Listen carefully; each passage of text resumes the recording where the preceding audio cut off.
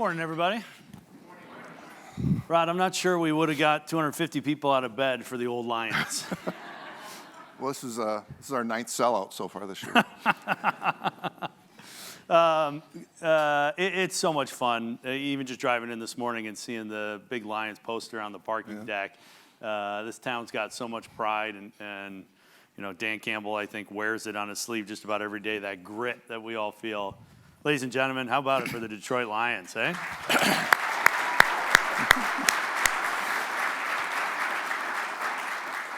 So I promised him before we got started that we wouldn't talk about Thanksgiving, but even Sunday, we're getting so accustomed to this. You know, it was touch and go there for a minute. You made us pay attention there, get the the viewership back up. But again, another wonderful win. You got to take us back a little bit, because as I try and explain to my children, it hasn't always been like this. They don't understand why Dad gets so excited watching the Lions these days. So, same ownership for a long time. And in this town, I mean, let's just be honest, there's been a lot of people that have pointed that way to say, you know, we got to change some things around here. New ownership-ish, a next generation. Talk a little bit about what it's been like. You know, a lot's happened in 8 years, but walk us back a little bit. Well, sure. I go all the way back to working with Mr. Ford in my prior assignment. So I've known the Ford family for a long time, worked for them for 17 years in 2 different assignments.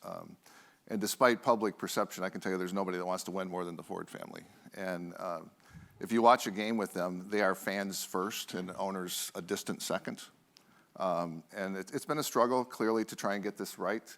And a lot of it, I think, has to do with getting the right leadership, particularly the right head coach and the right general manager to pick the right kind of players that we're going to perform on the field for the coach that we've selected. And we've certainly swung and missed a few times. But it's not been for lack of trying and for lack of support from the family. And during the transition from Mr. Ford to Mrs. Ford, I became really involved with the team. And she tried to continue that legacy and bring a winner to the city. And we had a couple of pretty good years with Jim Caldwell as coach. Couldn't quite get over the hump. Decided to make a change. Turned out to be, not for the better when we hired Matt Patricia.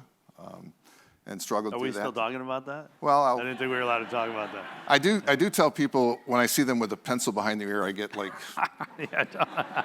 backwards hat, nightmares. So, and everybody who works for me knows that. If they walk in with a pencil behind their ear, that's going to be a bad meeting. It's going to be a broken pencil. So, we tried to bring in what we thought was the right coach at the time. Turned out not to be the right decision. And then during COVID, Mrs. Ford decided to pass the baton to Sheila.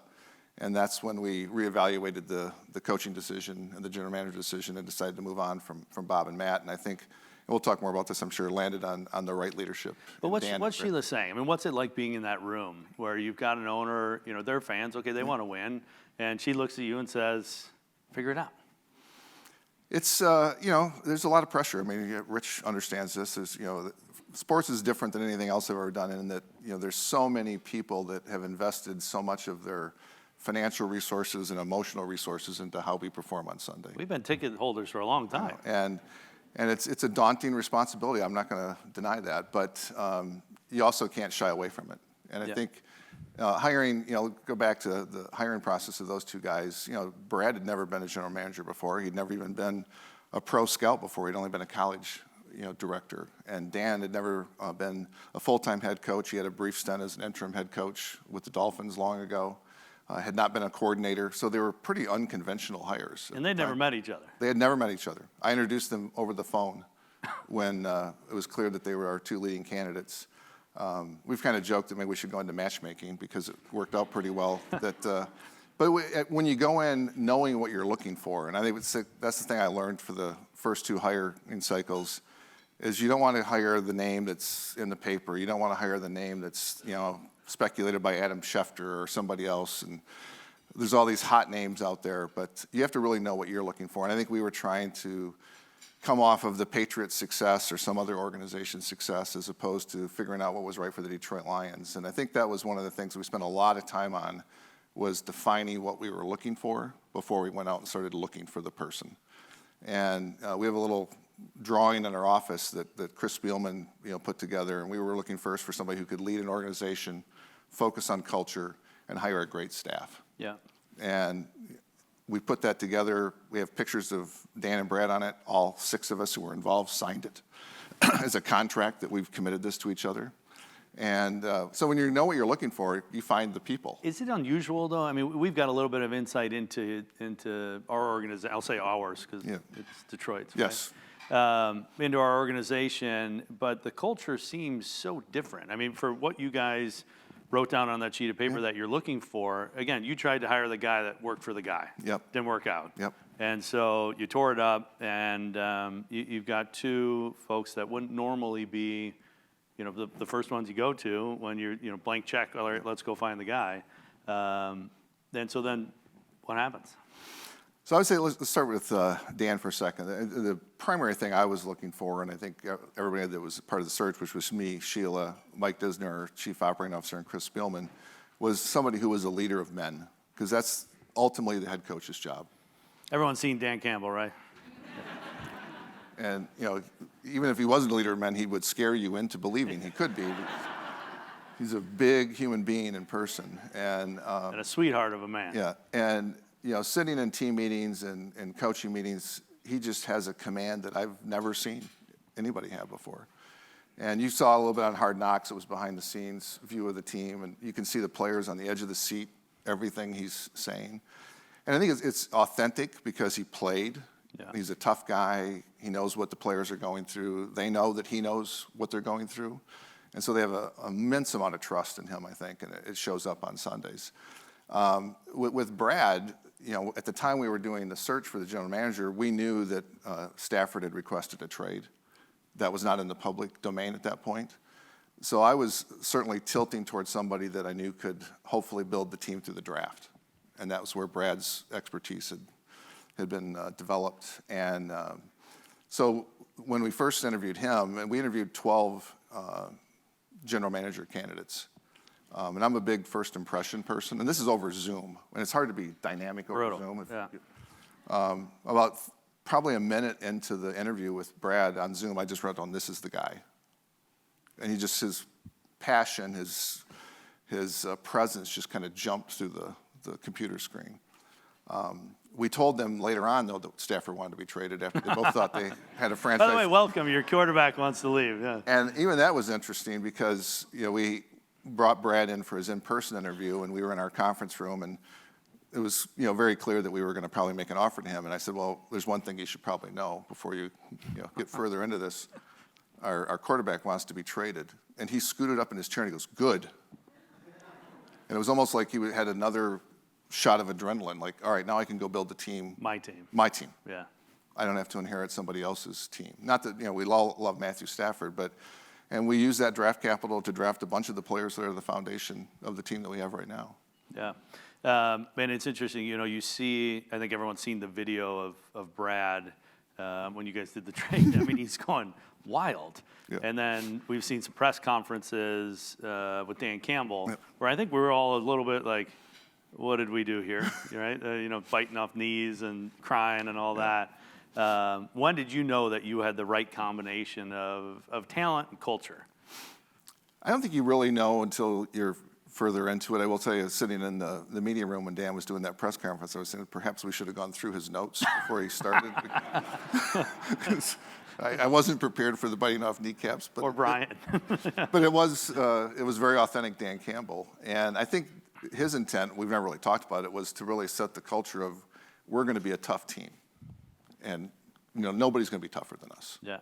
And I think that's proved out to be the case. I think when it really started to prove that we had the right guys, I would say early in the first season, even though we were losing, and Rich knows what this is like. I think we were 0-10 before we had a tie, and then, kind of won some games at the end. We were playing hard. And you would talk to the other teams, you talk to the broadcasters who were covering their game, they said, I don't know how you guys aren't winning. You play hard, you're beating up the other teams. Mm. And we had a 66-yard field goal bounce off a crossbar that, went over, and we had a 58-yard field goal in Minnesota that, won a game. So we were getting close. And then I think all we had to do was figure out how to win, and then the wins would come. And we had a big win against Minnesota for the first win of that regime. And I think from that point on, the team just started to believe. And then you got a guy like Jared in there, It just needed a little bit of time. Yeah, he's a great guy, great quarterback. I think he was a little beat up from the LA experience. Yeah. And I remember the night of the trade, which kind of came together. These things happen sometimes really quick, sometimes over a long period of time. It was about midnight on a Saturday night. We were finalizing the trade, and I said to the Rams folks on the end of the phone, "Has anybody called Jared?" They said, "Oh, no." I said, "Well, you may want to give him a call before this shows up on Twitter." And so they called him, and he just hung up on them. And then we called him and kind of got him back energized. And I think it was a shock to his system. Yeah. So it took him a little while, I think, to get over that. But I think he's the right kind of quarterback for our team. And he's embraced Detroit. He's moved here. He's in the community. He's involved. And I'll tell you, when he has time, there's not too many people I'd rather have throwing the ball than Jared Goff. I mean, some of those windows are very small. Incredible. Yeah. So it feels like those three guys were meant to be. Mm-hmm. You talk about playing hard. It's kind of Detroit's MO, right? And that gritty play. And obviously it's translated. And now, look at where we are today. Yeah. It's like a dream. Pretty incredible. From your position, how do we go from here to the next level, right? Because it's a big difference between winning playoff games and having a winning season in the regular season. Well, I'd like to get We're getting greedy now, by the way. Yeah, I'd like to get a shot to win a playoff game. So first of all, let's get to the playoffs. Yeah. And I think right now we're in a really good position, hopefully, to control our own destiny. There's a chance that we could end up with a 1 or 2 seed, which would be awesome, because I really wouldn't want to have to be a team coming into Ford Field and playing us. It's a great home field advantage. So I think getting a home or game. Or any field, for that matter, apparently. Yeah, we had 20,000 people in New Orleans for the game. Amazing. So I think if we can get a home game, which you will get a home game if you win the division, you can get 2 home games if you're the number 2 seed. You can get 2 home games and get a bye for the first week if you're the 1 seed. So right now, trying to make sure. Let's do that. Yes, let's try to do that. And if we, were to get a 1 or 2 seed, having 2 home games, I think would give us a tremendous advantage to win a playoff game or 2, and then who knows what happens after that. A lot of it, I think, is health of the team, and big injury last night to Trevor Lawrence, the quarterback of the Jaguars, and you're always worried about losing a key player. It's been a lot of quarterbacks get hurt this year. Luckily, was there wood here someplace? That's wood. Yeah. Everybody knock on. Yeah. We've been able to keep Jared upright, and I think a lot of that has to do with our really strong offensive line. I think that's part of the problem with some of the other teams. They just don't have a good enough offensive line to protect their quarterback. Yeah. Give him time to throw the ball. Yep. So I was talking to Rod earlier, and I found out that this year, for the first time, the Detroit Lions sold out 55,000 tickets before the season even started. Ever? That's ever? Incredible. Anybody in here have any of those tickets? Out of curiosity? Yeah, we got some fans out there. All right. So talk about what that does from a business standpoint and how we can turn all of this success into future success and really, building on the foundation that you guys have put together. Sure. I've said several times publicly that, look across the league, and we share information with the other teams, and they share information with us. The recipe recently to get success on the business side is one of 3 things. Move to a better city, like the Rams did, or the Raiders did. Yeah. Build a new stadium, like Minnesota and Atlanta, or win football games. And we're not doing the first 2 right now. So winning football games has been our focus, and that's the whole Dan and Brad process. And I think, in terms of what it meant this year in terms of tickets, I think the enthusiasm started last year with Hard Knocks. We lost a little bit of it with the way we started the season, but then finishing the season 8-2 and beating the Packers on Sunday Night Football, the last game of the season, knocking them out of the playoffs, ultimately knocking Aaron Rodgers out of the division, created a lot of off-season enthusiasm. And then as we got into the draft and the free agency, it started building, and people were interested in this team and buying tickets. And so for the first time ever, we stopped season tickets at 55,000. We still have about 8,000 to 9,000 single game tickets available. Most of those have been sold out long ago, and we've had standing room only every game. But in terms of what it does, is it creates a great foundation. And how many people on a wait list? 8,000 people on a wait list for season tickets next year, and growing a couple hundred every day. So we need a bigger stadium. We're not building a new stadium.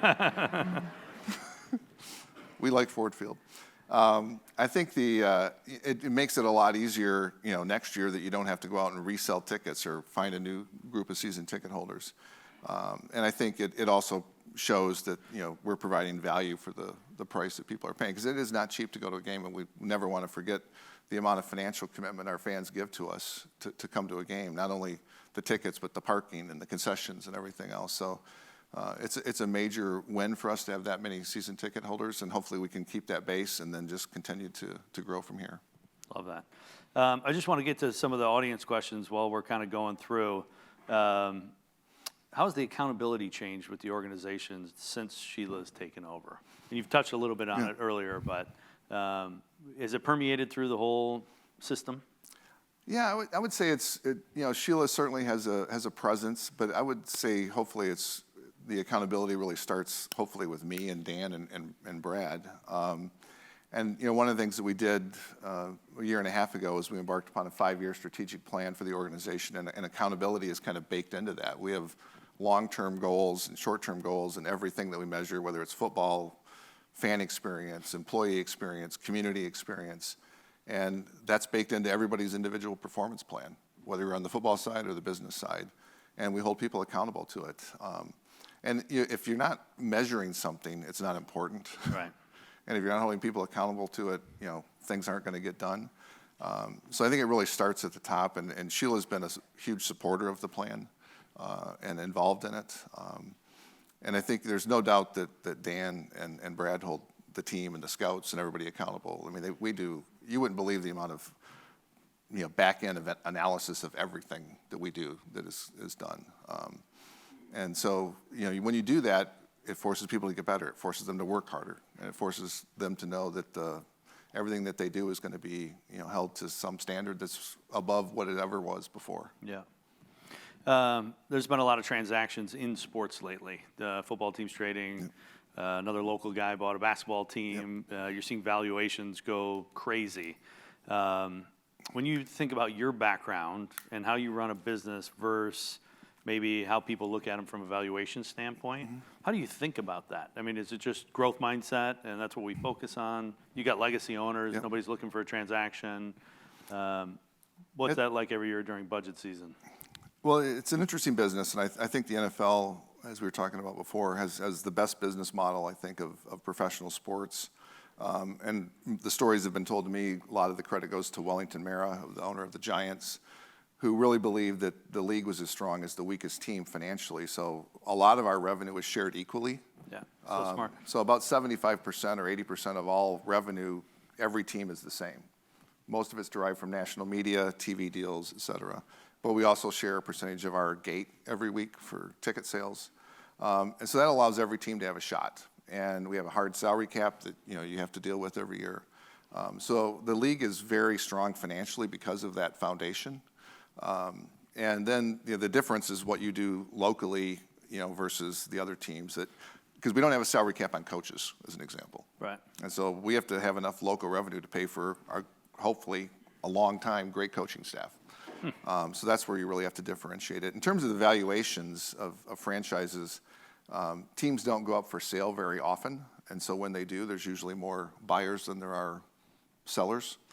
And so I think some of the valuations are just derived by scarcity, and some of it's by the true financial performance of a team. I think the likelihood of NFL franchises going up in value is very high, given the long-term stability of our media deals. We have another 7 years running.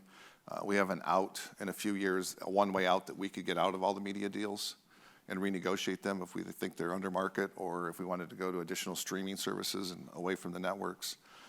So there's a lot of financial stability. I think anybody who's buying a franchise is looking at that. And this is, if you're really thinking of it, it's almost like you're buying a media company. Yeah. Because you've got the best media contracts available, and we're basically the number one thing on TV. Yeah, and the tickets are kind of like your subscription. Yeah. Well, you talk about it as a media company. Some people talk about it as real estate.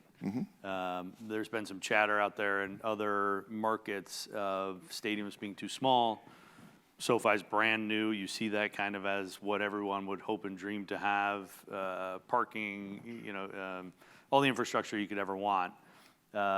how are the Lions looking at your setup down here? Are we hindered at all? Is there opportunity for growth? Are there any conversations?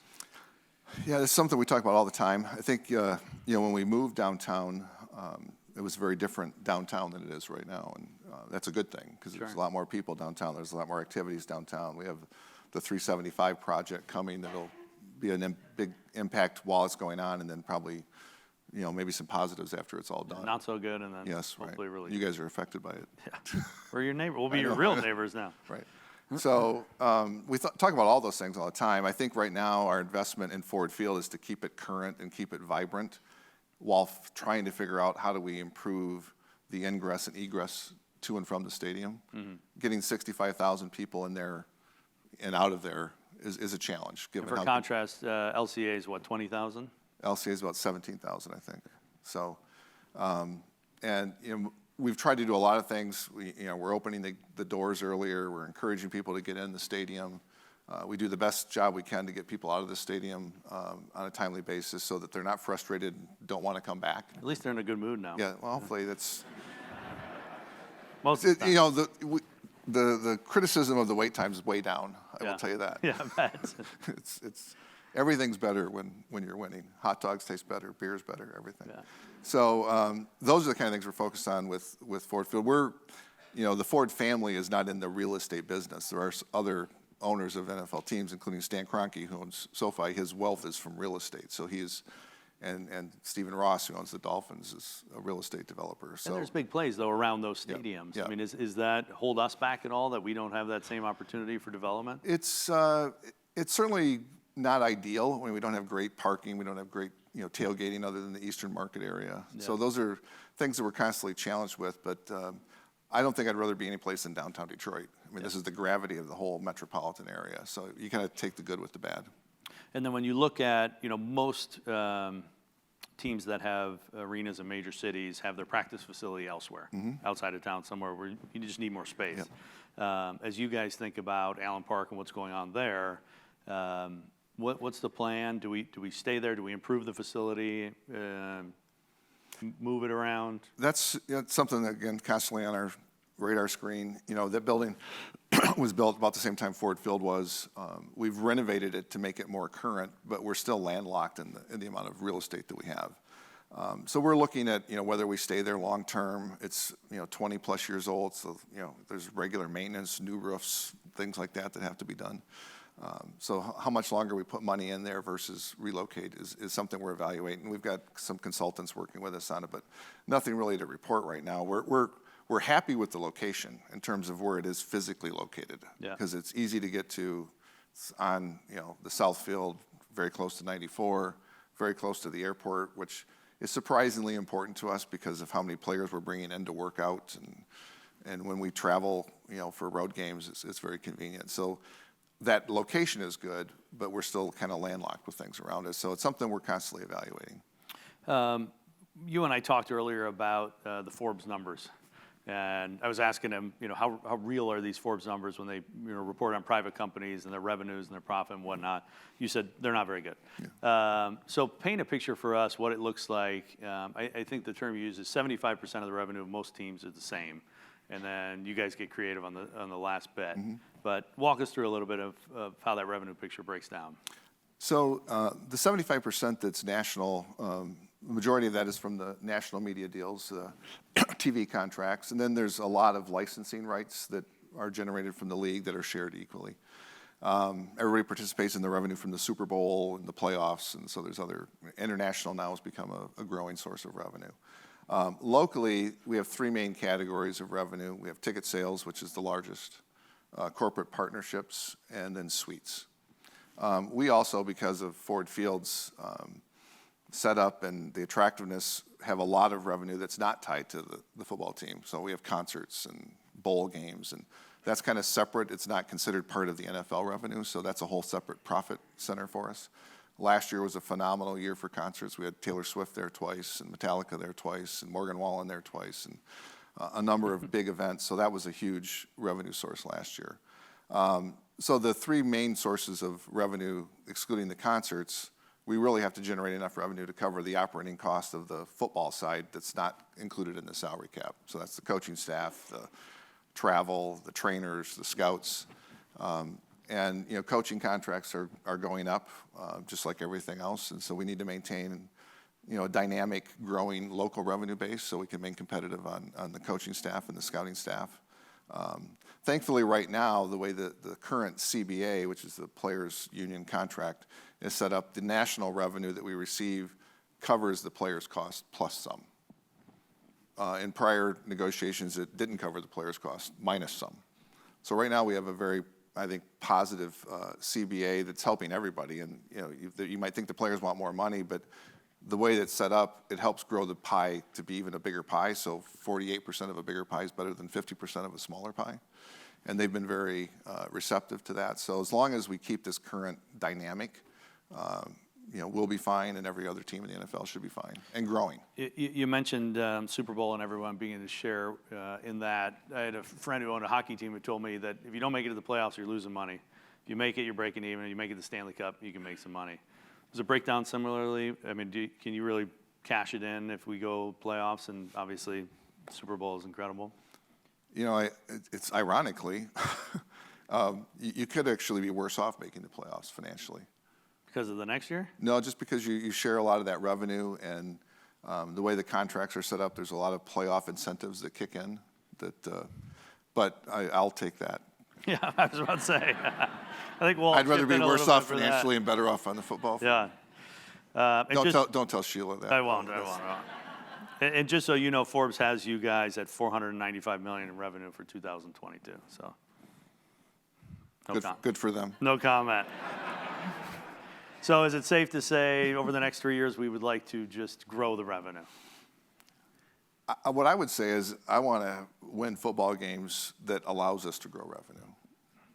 Because I don't want to grow revenue at the expense of performance on the field, and we, that it's kind of amazing that people focus on all these other things, which are important, but at the end of the day, we're an entertainment business and a media business, and people want to get value for what they're spending their money on. Yeah.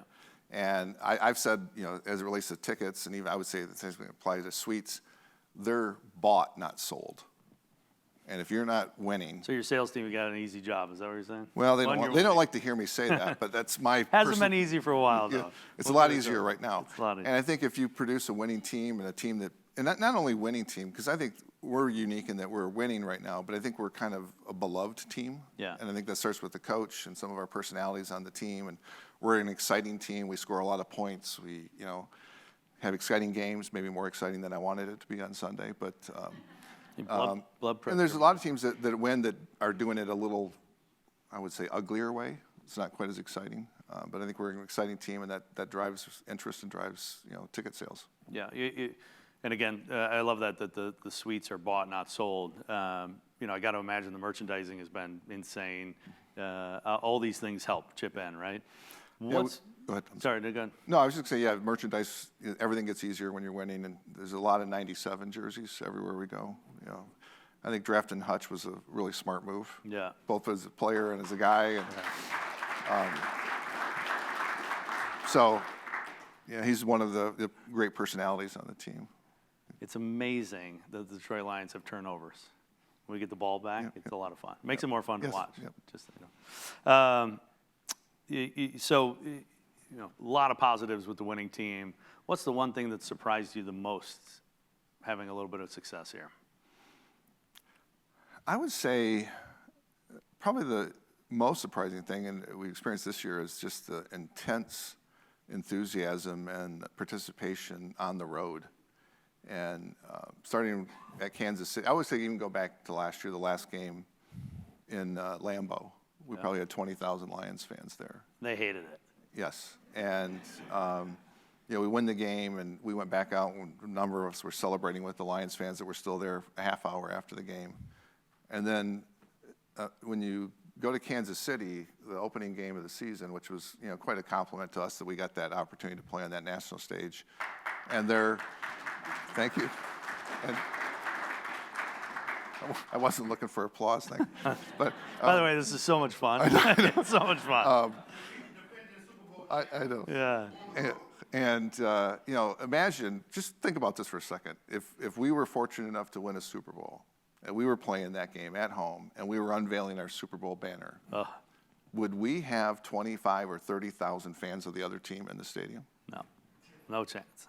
And that's what we had in Kansas City. It was crazy. And then it does seem like anytime you go anywhere, everyone's from Michigan.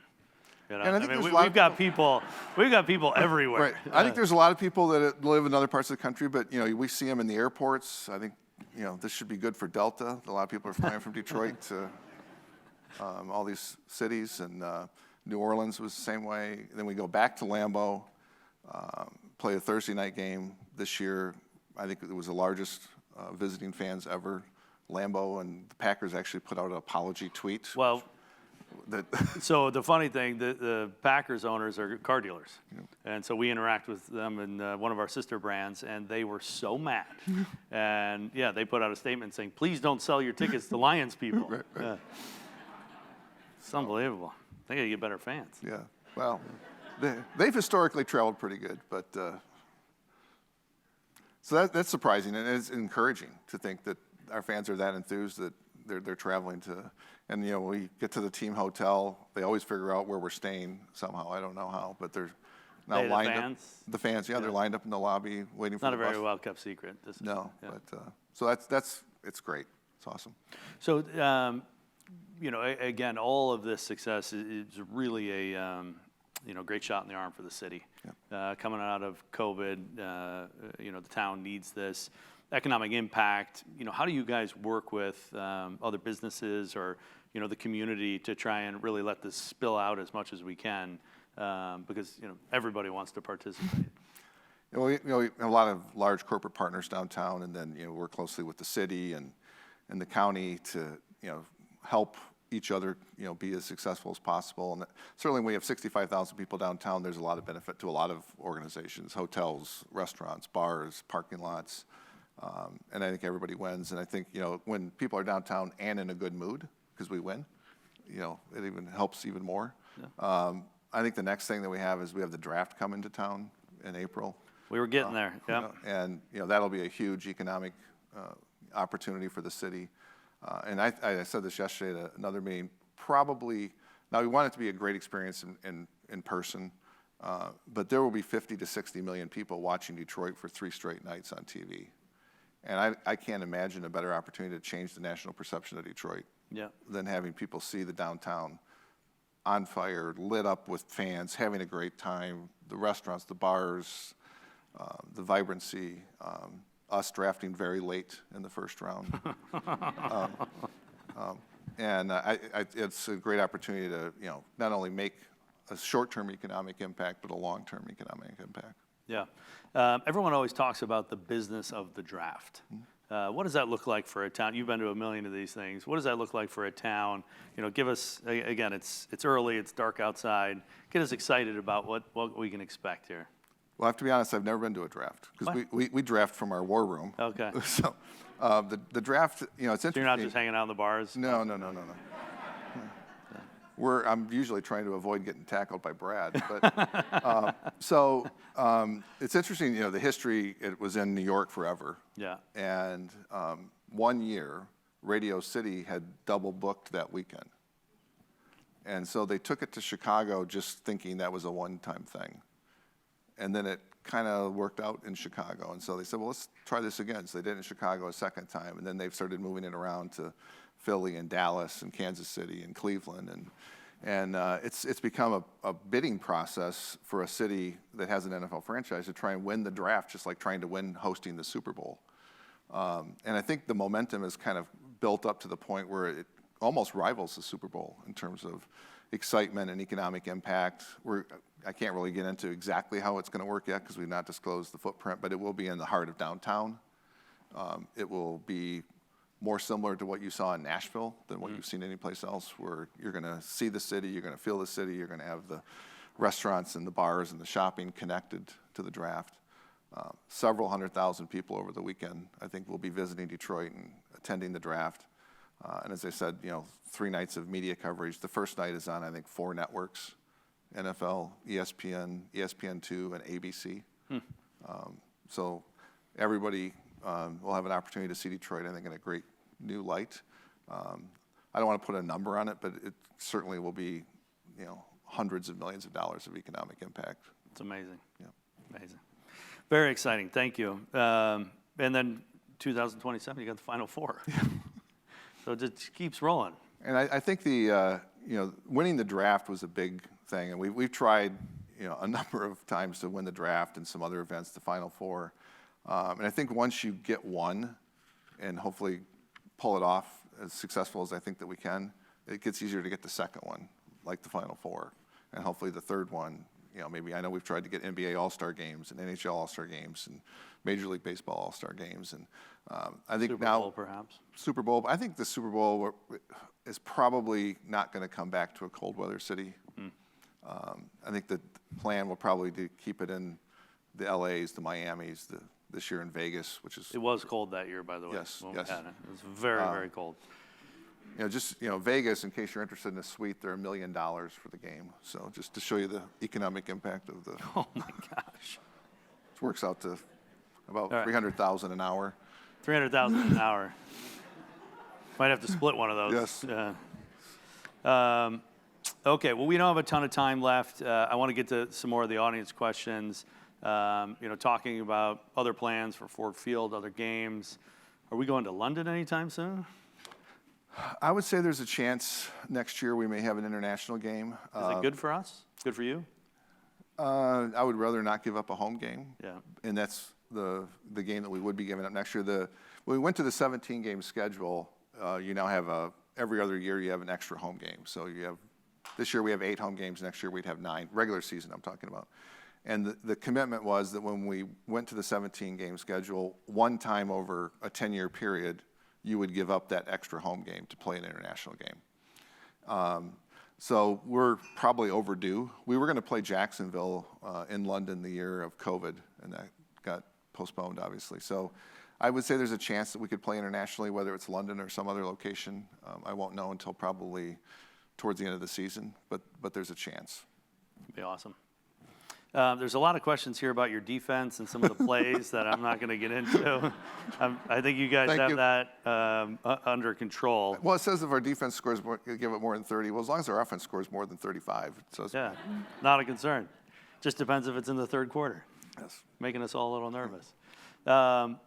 So, Ford Field, it seems to, feel like it's in great shape. Not the state-of-the-art stadium. It's been 20 years.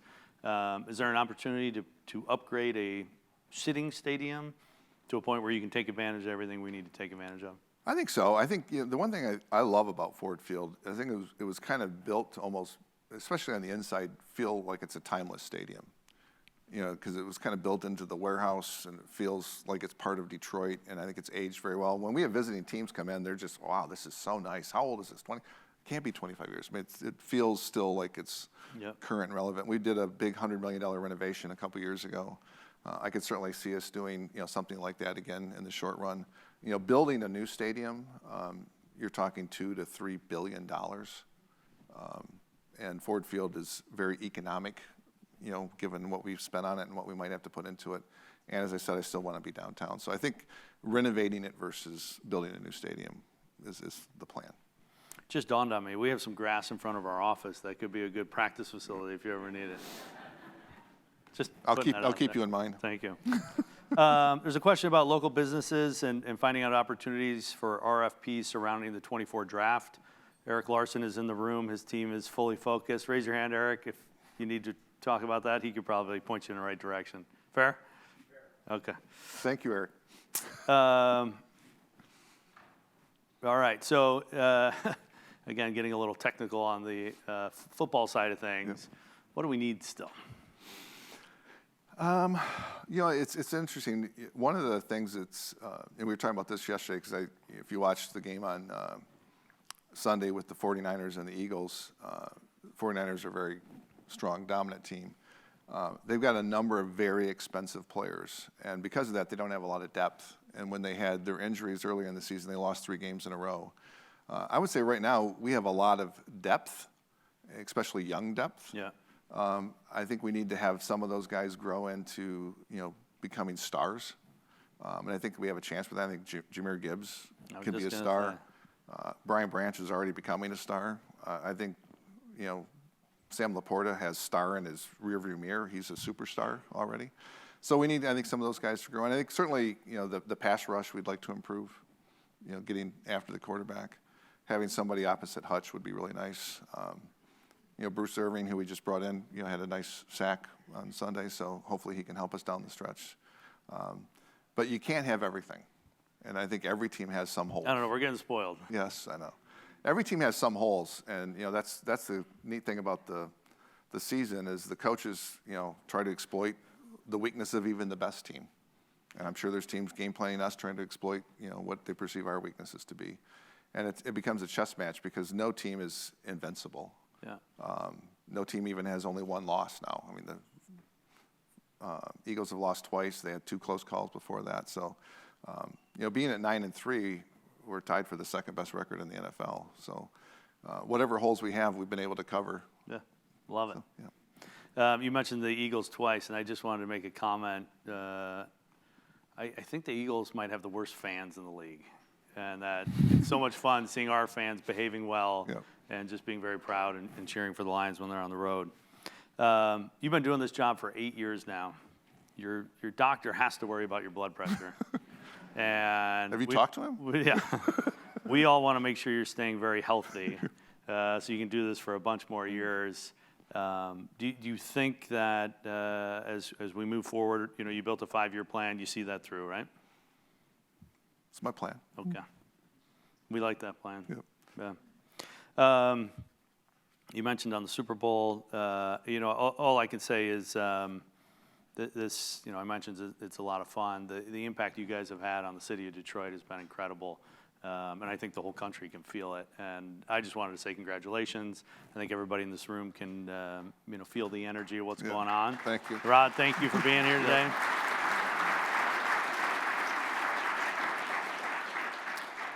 We will be back here in March when our Power Breakfast return. But it probably will be on healthcare or something not nearly as exciting as the Lions. Ladies and gentlemen, thank you so much for being with us today. We'll see you soon. Rod, thanks.